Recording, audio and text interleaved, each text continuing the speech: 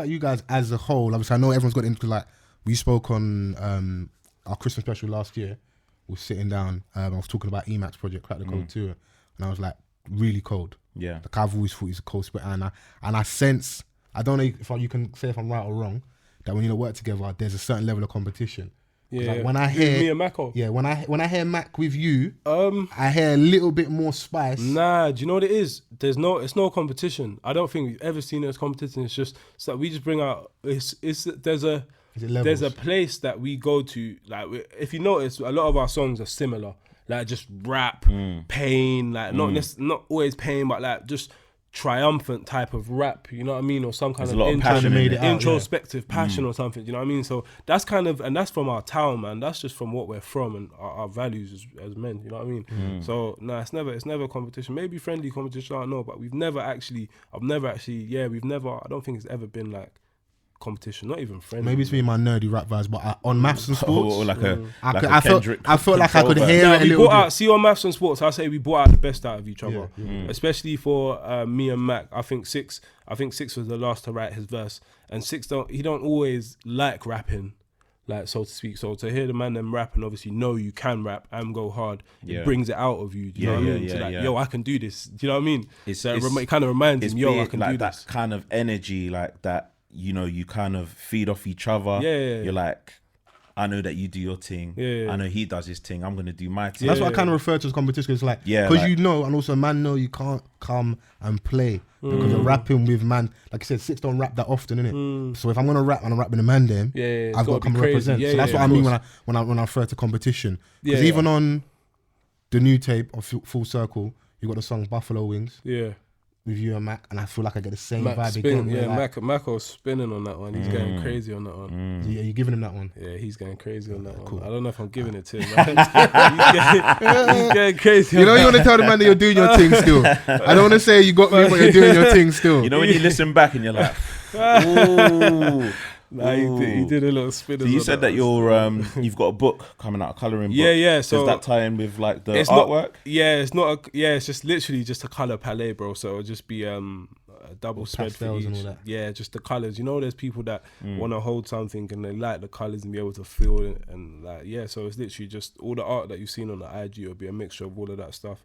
It'll just be like 3 or 5 copies of it, like signed and just for people to buy. Those things are just like marketing strategies to raise value as well. Like we did it with Trap Nominated. I sold bomber jackets for like £120. Okay. Normal bomber jackets, bro, you go get them for like 30 quid. People know this, but it's just because it's TE doing it. It's like these are things I save as my stats and show people that ever come and sit down with me and be like, yo, this is why I can't settle for this, because this is what we're able to do. And it don't seem big now, but when you're talking like scaling it on a big scale, do you know what I mean? We kind of like see similarities with rest in peace Nipsey Hussle, what he was doing with his merch and Nipsey inspired me for even the way I did my tape in 2015. I did Proud to Pay, like April Showers 2. I did it as Proud to Pay. It's still running to this day. People still pay for it. Okay, like you know what I mean? Yeah. And when it came out, that's how I met my business partner Tris. It was off the back of that, bro. He paid £50 for a tape. I was like, nah, wait, I got to show this guy love. Yeah, you know what I mean, he was just a fan of the music at the time. We started connecting. Now, like 4 years later, we got a business together. One of my favorite songs from you on there, No Title. Yeah, with you Six and Stormzy. Spinning, you know what I'm saying? Spinning, going crazy, bro. You know what I mean? It's good though, man. Like you seem like a person that really values lyricism. Do you know what I'm saying? Yeah. But I don't. Yeah, I do. But like it's never really been my thing. Like man's just cool at rapping, bro. It's never like there's no effort behind the whole lyricism thing. It's just. Yeah, it's just a lot of my greatest stuff and a lot of things that people think are my most lyrical are things that I did effortlessly. Oh, like, one of them. For me, a lot of the things that people would say, like, for example, Goodbye to Winter, I would say that's like dope lyricism, you know what I mean? It's like you hear things. Sitting in the pockets neatly. Right, do you know what I'm saying? It's like, bro, I did that with no effort. None whatsoever, no effort. Like some of the things that I get commended for, like humbly, that's no effort. It's just cool. That's me talking, you know what I mean? So I don't sit and try and make mad, hard lyrics complicated because that's not what really gets through to people. Yeah. And that's kind of why I stopped it back in the day, and it actually slowed me down. Like, not being the guy that does all these like mad metaphors and similes. do you know what I'm saying? It actually slowed. I remember there was punchline. I remember when Krypton Cone were coming out. It actually slowed me. Rap. It actually slowed me down for a while, bro. And things have to come full circle. Because now it's like now you lot won't be able to take that from me. It's a bit too much. Even Krypton Cones, like you said, don't do it as much no more. Because you grow in it. They show when it's freestyle time. So what they do is they come lyrical exercise when it's 5 a.m. or 5 p.m. in Lagos, whatever. They do it then. Then album time. Then obviously because you got to make songs, they're in at a place where they're on, so you got to make songs and you got to make stuff that's relatable to the larger crowd. You got to be more direct, I think, when people if you want people to really take you in, like you have to be direct. Say what you're saying. You don't, and try and make guess it and try to pick it apart. Like, but how does that sit on your chest when you know that I could say this better, but I know if I say it this way, they're gonna receive it? I don't think about that either. No? I just say it. Like I don't. Like sometimes I might change something to say something better, but I don't overthink that. Okay. I don't kill the process, man. I don't overthink the process. Maybe I should a bit more. Like I don't know, maybe I should, but I don't kill the process, man. But if you're like remaining authentic to yourself, where I believe that delivery, how you deliver your bars, it just comes natural to you. It's like you said, you don't really think about it, but from when you're doing stuff, from when you're delivering bars, like without thinking like, oh no, I should say it like this, when it comes naturally to you, like that's the best. And I think like if you start doing that, people identify, right, like man's trying too much. You know, so I'm trying to think, have I ever heard you try? I'm trying to think. No.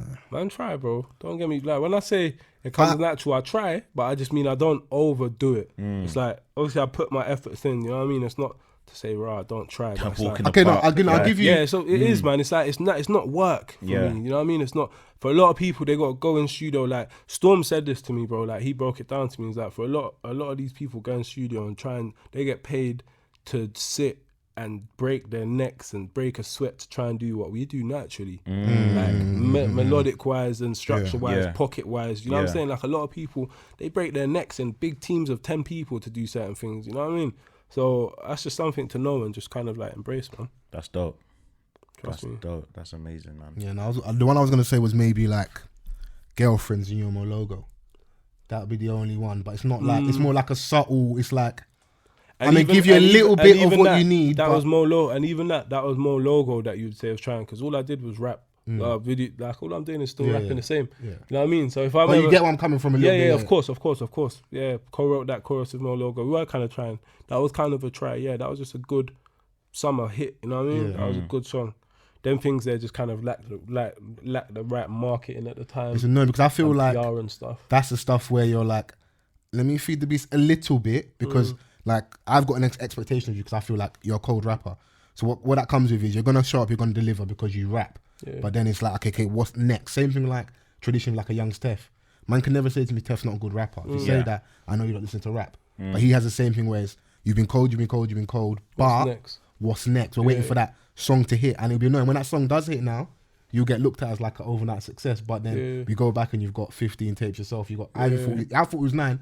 Correct me, said it's 11. So you've got this back catalogue of work where it's like, okay, cool. So Donnie's been in thing, and it's like you said, scaling. So when I now go and sit in the office, they can't give you the idiot offer because it's like, I've got the back catalogue. Yeah, of course. So I'm coming with a lot more. And you've got the people to kind of like vouch for that. Like, you know, we've been listening, like we've been waiting.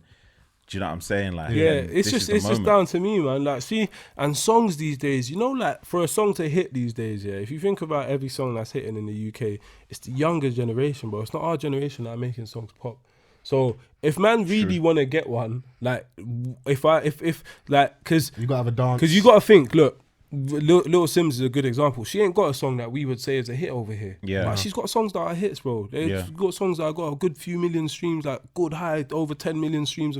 They're hits, you know what I mean? Like, considered in this world, they're hits. So it's like, okay, cool. Am I never gonna get one because I'm never gonna be the most like plugged on GRM on the timeline, and you're not gonna see people talking about me on Insta and UK gossip? Is that what a hit is? Do you know what I mean? It's just, where do you gauge a hit these days? Because I might get a song, one of my songs might run up to 10 million streams, and that takes me around the world. But you never hear it on BBC One Extra. So it's like, you know what I'm saying? Like, do you know what that is? It's like one of those quiet success stories, and I kind of like, I might never do wireless, bro. God forbid. Yeah. But Yeah, if I don't do wireless, doing that. God for touch wood, you know what I mean, though. But imagine I didn't do wireless. Cool, so I'm not at the UK festivals, the biggest UK festival. But imagine I'm doing big festivals like Detonating and all of these things. You know what I mean? So it's like, where do you sit? Because that's where Sims is, bro. Like all of these festivals, they know her, bro. Paris, they're expecting to see her. Amsterdam, they're expecting to see her. Here, if you see her, you got to have a few things. You got to. I'm saying there's marketing things, so you got to be personable. Yeah. So are you good on Instagram? Are you good on Twitter? Yeah. Cool. If you haven't got that, are you plugged in? Cool. If you haven't got that, are you down with the fashion crowd, the cool crowd, the tastemakers, the influencers?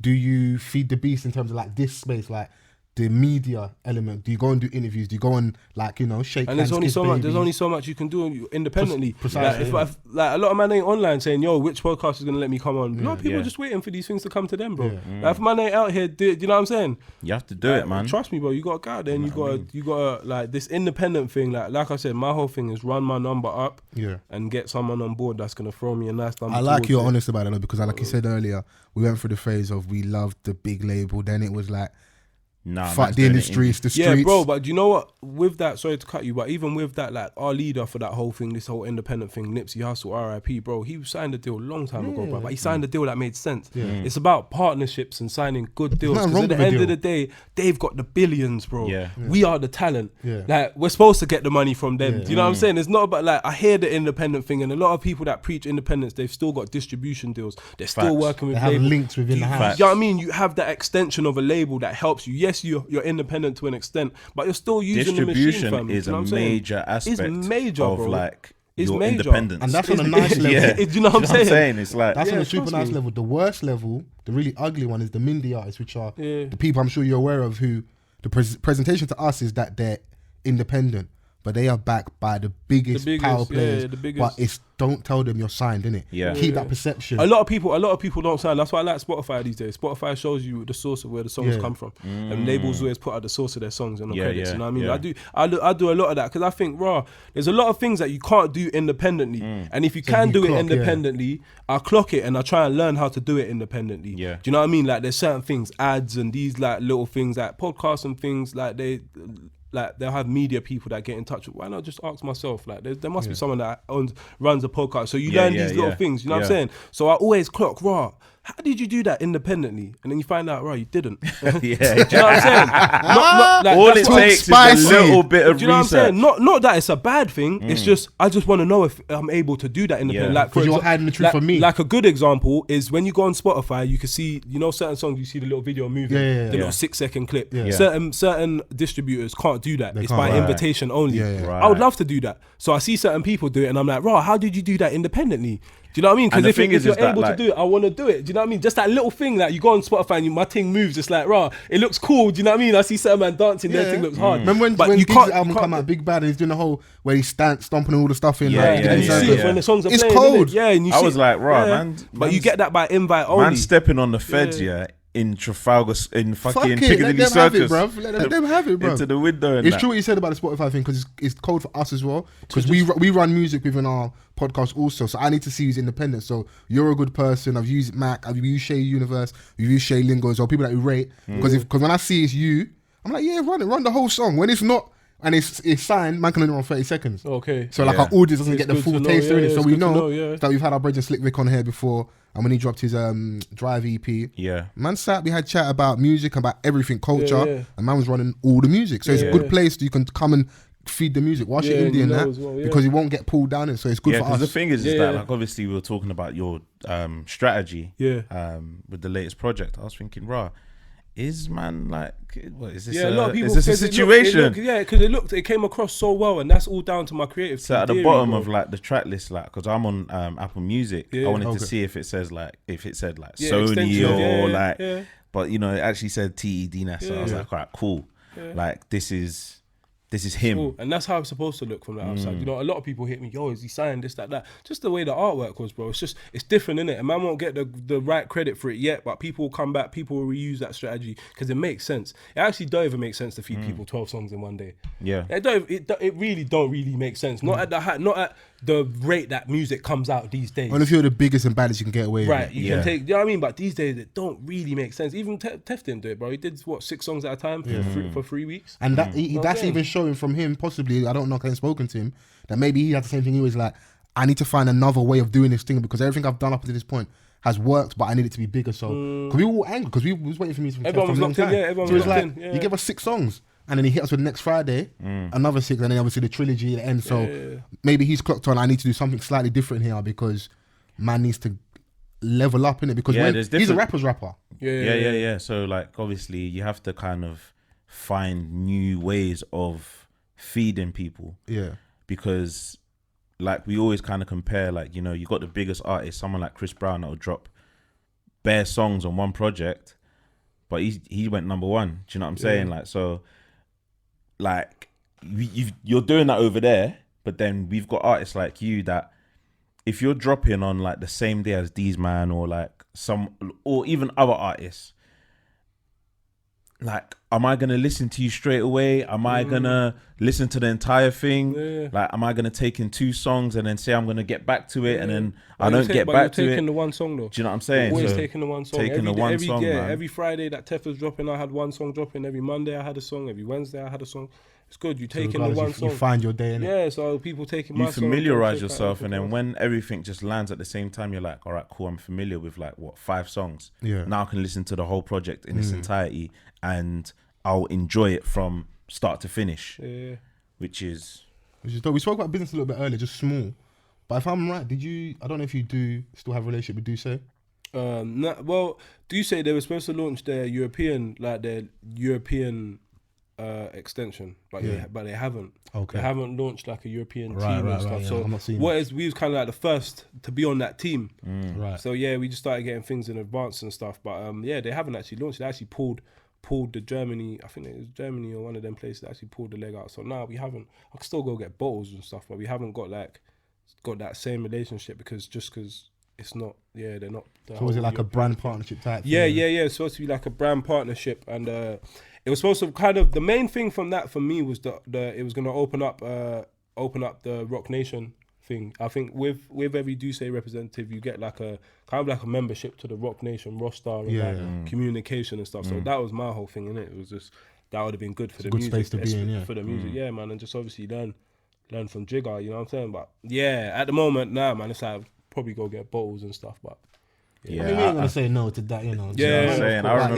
I remember when I was trying to source like different ways of like securing Duce bottles. It wasn't that easy to find, to be honest. I had like we were the first ones. 2013. I had a bottle. We were the first ones. Yeah. I remember seeing the photos and some of the stuff, and we was going crazy with that one. Yeah, man. I was like, I need a Duce bottle. Around 2013, I got one, and then I started to follow Rugs. Okay, over in the States. Rugs, obviously, he's doing that. Yeah. I'm like, how do we get these? Uzi was supposed to meet him. Tris was supposed to go meet him. Yeah. All of these things, like, it's proper, you know what I mean? Biggs was down in the UK like a week ago. They ain't extended that European. I think they will do, because it's done so well in the States. Over there, Jay-Z's I know they will. It's here. Don't get me, it's here.